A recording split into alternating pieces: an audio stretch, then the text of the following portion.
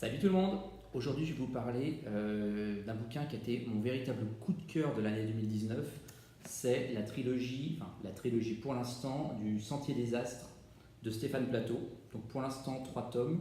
Manesh, Shakti et Meijo, mais certainement plein d'autres à venir parce que c'est un univers hyper. Ça a vraiment été mon super gros coup de cœur de l'année 2019.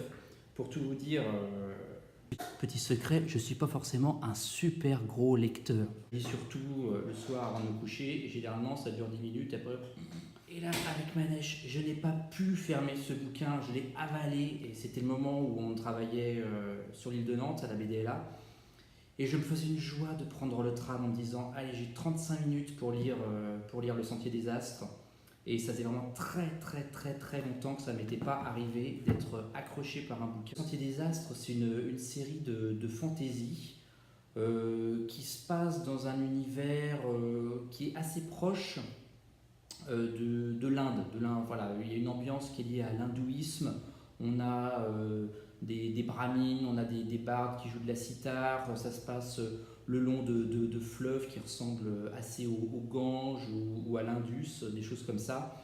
Plein d'éléments de mythologie qui rappellent énormément l'Inde, mais en même temps plein d'autres éléments. C'est-à-dire que c'est un mix, on va retrouver des mythologies aussi, enfin des religions qui ressemblent au christianisme, d'autres religions qui ressemblent au chamanisme. Donc voilà, c'est un univers hyper bigarré.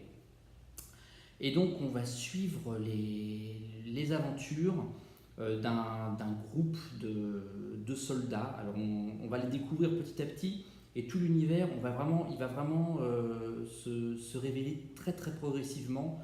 Voilà, on a plein d'éléments liés à la mythologie, à l'histoire de ce monde qui vont être révélés au fur et à mesure des pages. Et quand je dis au fur et à mesure des pages, c'est-à-dire que au tome 3, on comprend des choses qui sont esquissées au tome 1, et il y a encore plein de choses.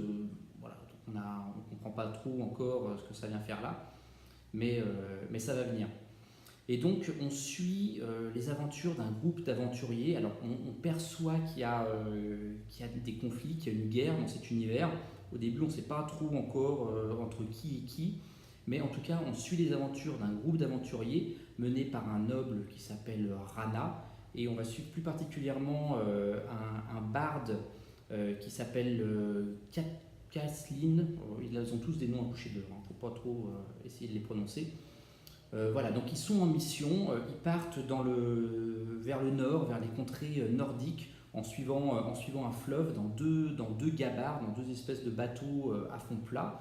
Donc ils sont une vingtaine, dont une courtisane. Pour l'instant on ne sait pas grand chose d'elle, si ce n'est qu'elle s'appelle Shakti. Et donc ils partent en mission. Pour l'instant on ne sait pas exactement ce qu'ils vont faire. On sait qu'ils cherchent à rencontrer un personnage qui s'appelle le roi d'Iseur. On ne sait pas encore pour faire quoi, dans quel objectif, mais c'est dans le cadre de cette guerre, de ce conflit qui oppose un clan à un autre dans le pays d'où ils viennent. Et donc en chemin sur le fleuve, dans une contrée qui est complètement désertique, ils vont tomber sur un gars dans l'eau, voilà, qui est un noyé, enfin qui semble être noyé. Donc ils vont le sauver d'extrême justesse. Il va survivre, mais il est extrêmement blessé. Il est vraiment à la limite de la vie et de la mort. Donc ils vont essayer de le sauver, et à la fois ils se disent mais c'est qui ce gars-là, et surtout qu'est-ce qu'il fait dans cette contrée complètement désertique. Visiblement c'est pas quelqu'un du coin, c'est pas un indigène, un autochtone, c'est quelqu'un qui vient à peu près du même pays qu'eux. Et qu'est-ce qu'il vient faire là, ami ou ennemi, dans quel camp il est qu'il est de leur côté. Donc on va avoir le noble là, le chef de l'expédition, Rana, qui va donner au barde la mission de découvrir un petit peu l'histoire de ce personnage. Donc ce personnage qui s'appelle Manesh, qui donne son nom évidemment au premier tome. Il va avoir pour mission de lui faire raconter un petit peu son aventure, et au courant de cette aventure, essayer de comprendre si c'est plutôt un ennemi ou un ami. Sauf que Manesh va s'y prendre de telle sorte qu'il va repousser de plus en plus. Donc il va lui raconter son aventure depuis sa naissance, etc. Et il va repousser le moment d'expliquer qu'est-ce qui fait, pourquoi il s'est retrouvé à cet endroit. Et donc le récit va prendre deux chemins en fait. Il y a le récit principal, donc le récit des deux gabarres, des deux bateaux qui sont sur le fleuve et qui avancent, qui essayent de trouver leur roi des heures. Et puis il y a le récit de Manège qui raconte sa vie, sa jeunesse, et on va découvrir tout un tas de choses sur lui, en particulier qu'il est un personnage assez spécial, avec une origine très spéciale, un petit peu mythique, qu'il est à la recherche de ses origines, mais qu'il est aussi menacé par des ennemis très puissants, des genres de divinités qui semblent surgir d'une époque très très lointaine. Donc voilà, les deux récits vont continuer, et c'est toujours un petit peu le même schéma dans les autres tomes, c'est-à-dire qu'à chaque fois, dans chaque tome, on a l'histoire principale qui continue, et puis on a à chaque fois un focus qui est fait sur un personnage, où on va découvrir son histoire, et on se rend compte que voilà, il y a un personnage qui avait l'air au départ assez lisse ou sans grande importance, tout à coup on lui trouve tout un arrière-plan très complexe avec des rebondissements.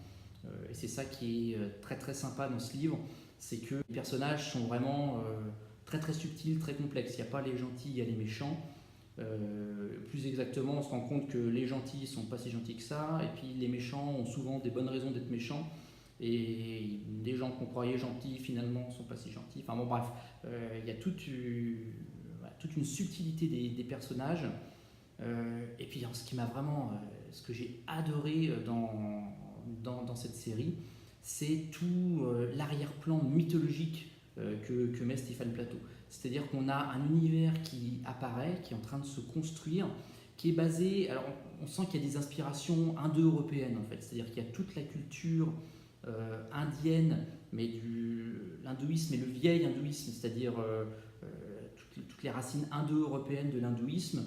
Et puis il y a d'autres religions, comme dans les religions indo-européennes, on devine des histoires de dieux, c'est-à-dire des anciens dieux qui ont été remplacés par des nouveaux dieux, mais il y a des combats entre des générations de dieux. Et ce qui est génial, c'est que c'est des choses, au début, c'est juste esquissé, c'est-à-dire qu'on entend parler, voilà, il y a des anciens dieux qui étaient des genres de géants, et puis il y a eu d'autres dieux qui sont arrivés, les dieux du Vintou, il y a eu des guerres entre ces dieux, mais on ne sait pas trop pourquoi, comment, qu'est-ce qui s'est passé. Ça, c'est des choses qu'on découvre bien après, ça s'éclaircit au tome 2, au tome 3, et c'est ce que j'aime. Je vais vous expliquer ce que j'aime dans les romans de fantasy. Ce que j'aime dans les romans de fantasy, c'est quand l'univers est complètement ouvert, c'est-à-dire quand il y a plein de choses qu'on ne comprend pas.